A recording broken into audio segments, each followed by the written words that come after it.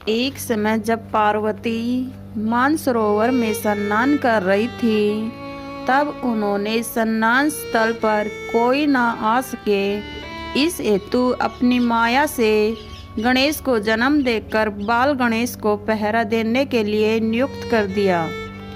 इसी दौरान भगवान शिव उधर आ जाते हैं। गणेश जी उन्हें रोककर कहते हैं कि आप उधर नहीं जा सकते। यह सुनकर भगवान शिव क्रोधित हो जाते हैं और गणेश जी को रास्ते से हटाने को कहते हैं, किंतु गणेश जी अड़े रहते हैं। तब दोनों में युद्ध हो जाता है। युद्ध के दौरान क्रोधित होकर शिव जी बाल गणेश का सिर धड़ से अलग कर देते हैं। शिव के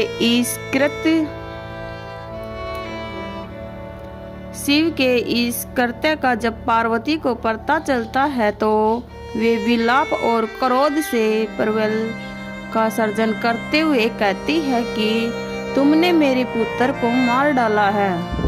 माता का क्रोध रूप देख शिवजी एक हाथी का सिर गणेश के धड़ से जोड़कर गणेश जी को पुनः जीवित कर देते हैं। तभी से भगवान गणेश को गजानन गणेश कहा जाने लगा।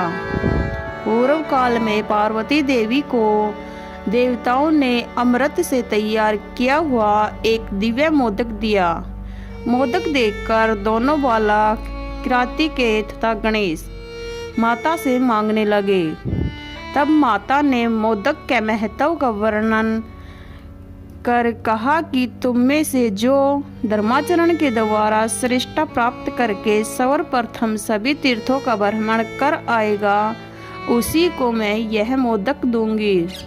माता की ऐसी बात सुनकर कार्तिकेय ने मयूर पर आरूढ़ होकर मुहूर्त भर में ही सब तीर्थों का स्नान कर लिया। इधर गणेश जी का वाहन मूषक होने के कारण वे तीर्थ भ्रमण में असमर्थ थे।